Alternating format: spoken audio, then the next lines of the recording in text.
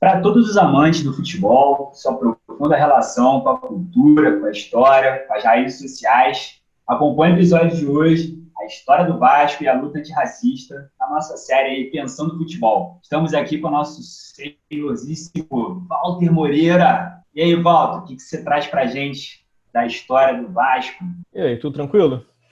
Então, queria focar na década de 20, né, do Vasco. Importante lembrar que o Vasco cria o seu time de futebol muito tempo depois dos Flamengo, Fluminense, Botafogo. O Vasco se profissionaliza no futebol, né, além do Remo, que já existia desde a sua fundação, só em 1915, né? Se a gente for pensar, tem Campeonato Carioca desde 1906. Em 1915 ele começa na terceira divisão, caminho completamente diferente das outras agremiações aí do Rio de Janeiro. Em 22 ele ganha a segunda divisão, né? Já passando pela terceira, ganha a segunda, e vai disputar pela primeira vez a Série A do Carioca em 1923. Uma coisa importante, né? Característica, né? O apelido dado a esse time do Vasco nessa década de 20 será camisas negras, né? Na época o Vasco ainda não tinha essa faixa transversal. Só que também tem detalhes, né? O estilo de jogo do Vasco e os atletas que jogavam no Vasco eram bem diferentes dos outros clubes até na época. A gente pode pensar no estilo que o Ramon Plateiro, uruguaio, técnico do Vasco de 22 a 27, o modelo que ele propôs de treinamento, e quem formava esse time do Vasco. Esse time do Vasco era diferente dos outros porque, enquanto você via Flamengo, Fluminense, Botafogo, América, enquanto clubes realmente de elite, futebol na época era esporte amador, ou seja, era proibido receber salário pelo esporte, né? Basicamente, quase parecido a alguns clubes aí no futebol, né? Salário, piada. Mas não poderia receber, o esporte deveria ser amador, e quem jogava nesses clubes era o pessoal que fazia direito, medicina, engenharia, né? Aí durante a tarde ali, no final de semana, jogava bola pelo clube que era associado. O Vasco não será o primeiro a integrar jogadores negros, né, no seu elenco, né? Bangu, até o Botafogo é uma discussão com o Paulinho de Souza em 1906 ali, mas a diferença do Vasco é que há uma abertura a uma democratização dentro do elenco, que não era um ou outro, que às vezes eram pensados em outros clubes. O Vasco havia dentro do seu elenco 12 jogadores negros, considerados das classes populares, dos quais 7 faziam parte da equipe principal, 5 estavam na equipe de segundos quadros. E desses 7, 4 eram do time titular. Bem diferente dos outros clubes da época. E nessa época começa uma questão chamada amadorismo marrom. Franco de Castro, sabe o que é amadorismo marrom?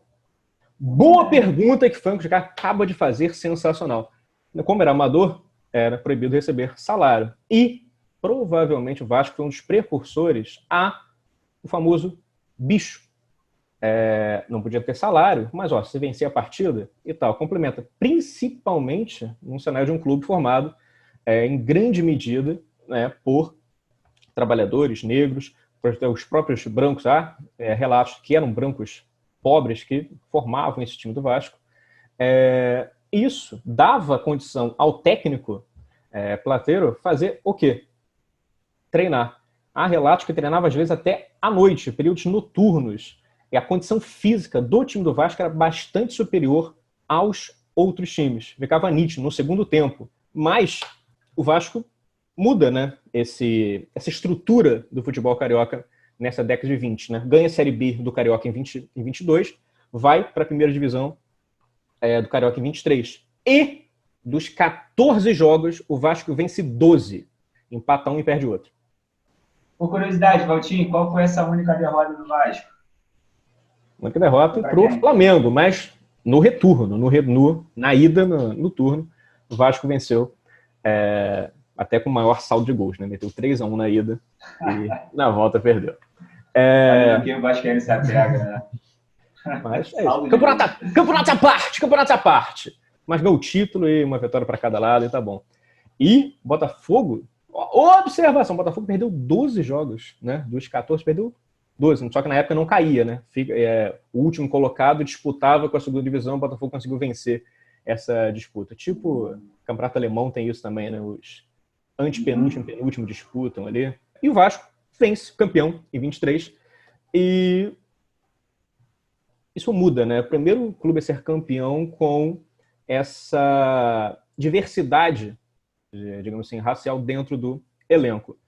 E isso altera os ânimos dentro do esporte carioca. O que irá acontecer? Irá com uma tentativa de tornar essas regras do amadorismo mais rígidas. Será criada a AMEA. O Campeonato Carioca até então era a Liga Metropolitana de Desportos Terrestres, liderada por Flamengo, Fluminense, Botafogo e América. Será a Associação Metropolitana dos Esportes Atléticos. A iniciativa desses clubes de elite, com sedes na Zona Sul, era tentar voltar para esse elitismo, esse caráter elitista e amador do esporte.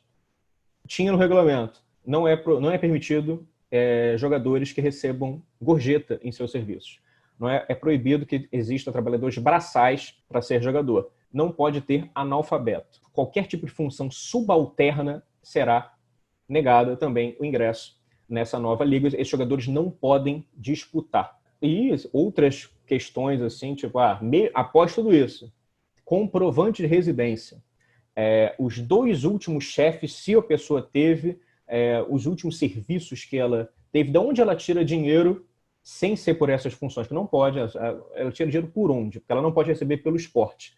Ou seja, o caráter amador, essa disputa do amadorismo, né, de 1924, era uma disputa para enfraquecer o que o Vasco começou a lutar por um profissionalismo e uma abertura para as classes populares. Porque até então o esporte era visto, o futebol era visto como um esporte para elite. Se eu for ver os jogos que eram na época, assim, os relatos que tem, pessoas indo mega bem vestidas, de bengala, roupa de gala, sai gol, bate palma, para ver os filhos jogar, né, após a missa ali de domingo.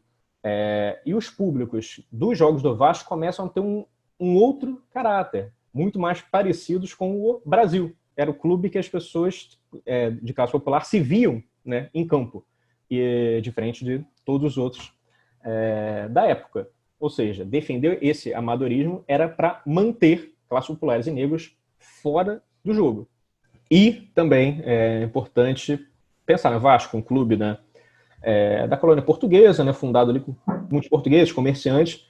Esses comerciantes também, né, ajudando a tentar manter um vínculo empregatício nesses jogadores, muitas vezes, assinando a carteira desses jogadores do Vasco para, não, ele tem trabalho, ele não vive do futebol, né? Aí não estava lá no armazém, não estava na confeitaria, estava treinando lá com o técnico.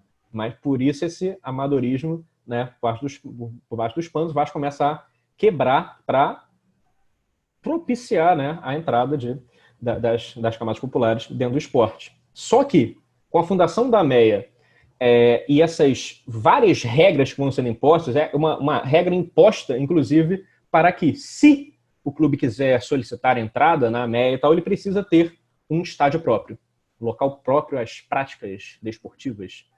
E o Vasco não tinha. O Vasco jogou em campos alugados, né, nesse ano de 23 inteiro. O Vasco não tem um próprio estádio.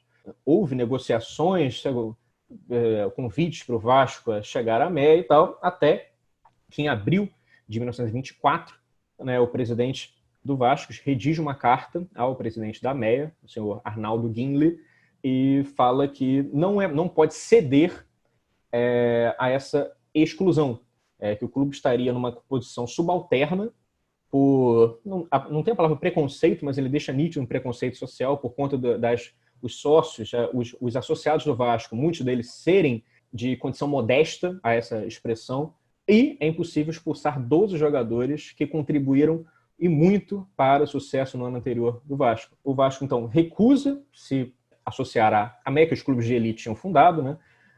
América, Botafogo, Flamengo, Fluminense, o Bangu também apoia, e outros demais clubes têm a sua candidatura, né, aferida e pode participar da AMEA. O Vasco se recusa e continua na Liga Metropolitana de Desportos Terrestres, que fica basicamente sendo uma segunda divisão, né? Os principais clubes, menos o Vasco, vão para essa nova liga, e o Vasco fica com clubes de caráter mais popular, tal como o Vasco estava ali se construindo.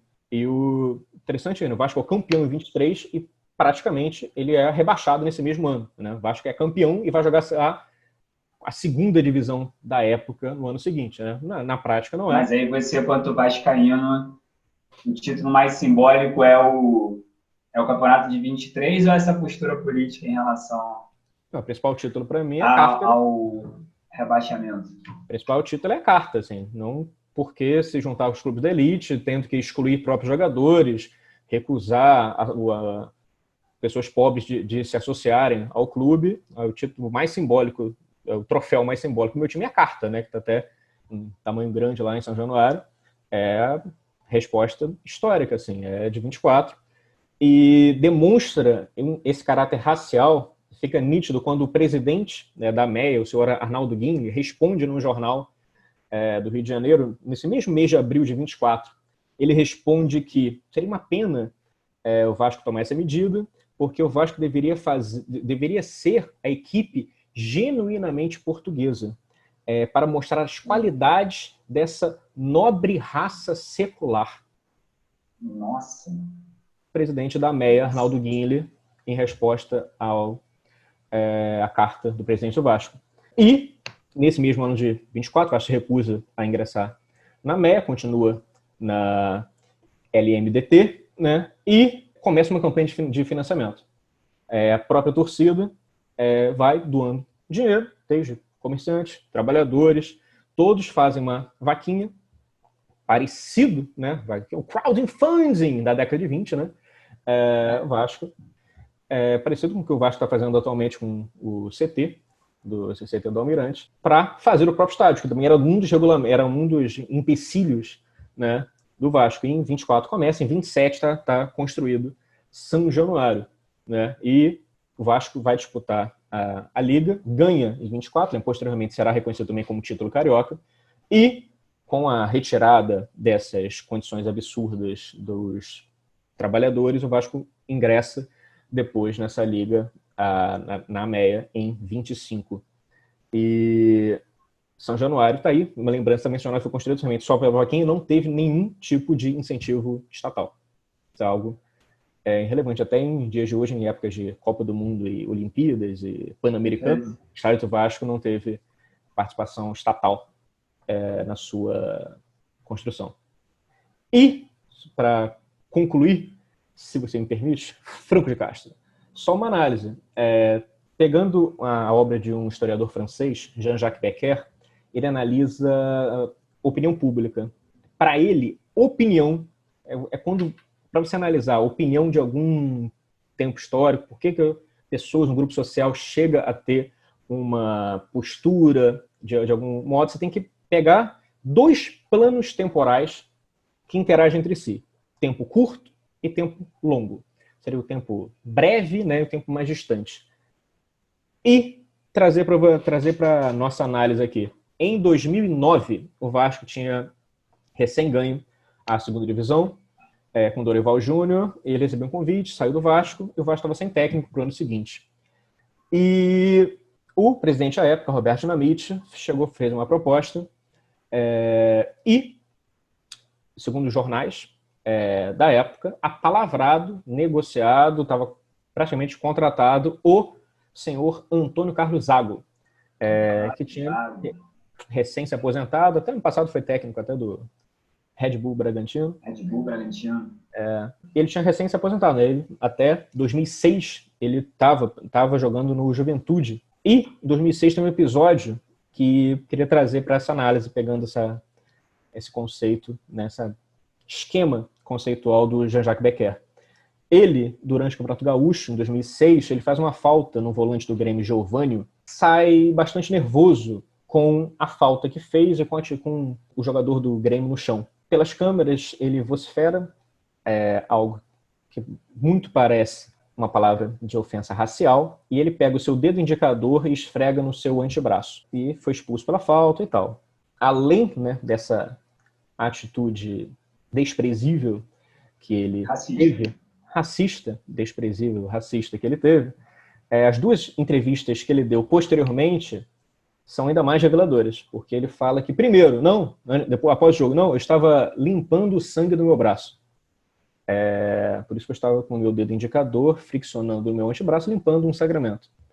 E no dia seguinte, ele dá outra entrevista e fala, não, me enganei. É porque eu estava mostrando para o Giovanni que minha pele já passou por diversas camisas de muitos clubes de ponta, já joguei na seleção.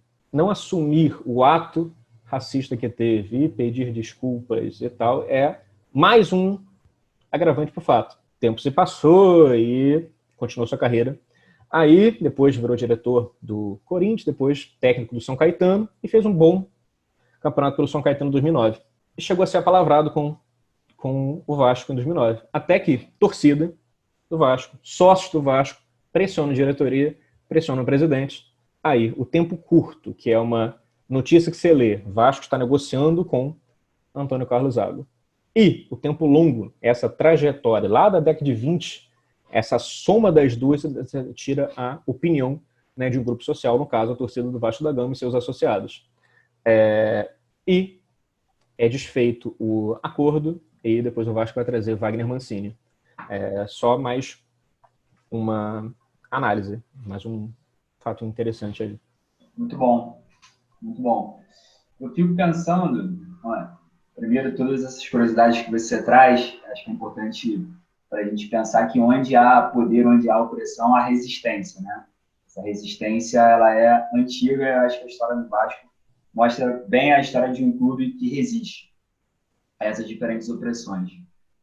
O outro é como que a cultura ela é dinâmica e no imaginário social eu não sei qual é a leitura que os torcedores vascaínos de hoje fazem da história do seu clube.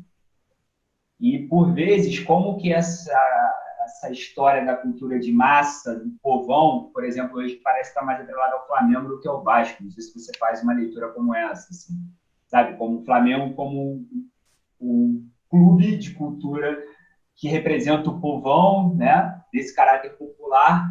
E o Vasco, acho que essa história tão rica, por vezes, ela é pouco explorada, não sei. Como é que você, como vascaíno, vê essa relação?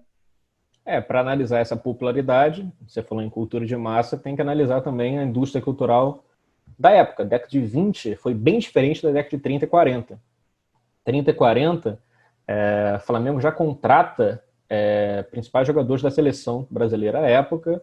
O Flamengo tem, entre as décadas de 30 e 40, tem Leôncio da Silva, vai contratar Fausto, diversos jogadores negros de ponta da seleção, e é a época da difusão do rádio também. É algo que tem que levar em conta. Isso ajuda bastante a ter essa torcida do Flamengo ser bastante difundida em todo o espaço do Brasil, mas em Vasco também tem essa capilaridade, também está presente nos estratos, nas camadas populares, ainda tem essa representatividade. A questão para debater, então, essa cultura de massa e pensar depois o caráter televisão também. Aí entraria em outra disputa sobre Rede Glóbulo de televisão, aí é outra disputa se teve alguma influência também, lá pelas décadas de 70, 80 principalmente, se teve alguma influência nesse quesito. Só um detalhe. O primeiro clube no Brasil também a ter um presidente negro foi Vasco também, em 1904. Senhor Cândido José. Bom, encerramos então mais um programa Pensando Futebol. Excelentes curiosidades aqui da história, muito rica, muito valiosa do Vasco da Gama e sua luta antirracista ao longo do tempo, que essa história, essa memória seja sempre preservada e valorizada, tá? Não só para os torcedores vascaínos, mas como eu falei no início do programa, acho que para todo mundo que é amante do futebol e pensa no futebol para além das quatro linhas, né? Foi um prazer enorme aí te escutar, Valtinho. Curta a gente aí, tá? Compartilhe esse vídeo, siga no nosso canal do Lateral Esquerda e até a próxima. Valeu, pessoal. Valeu.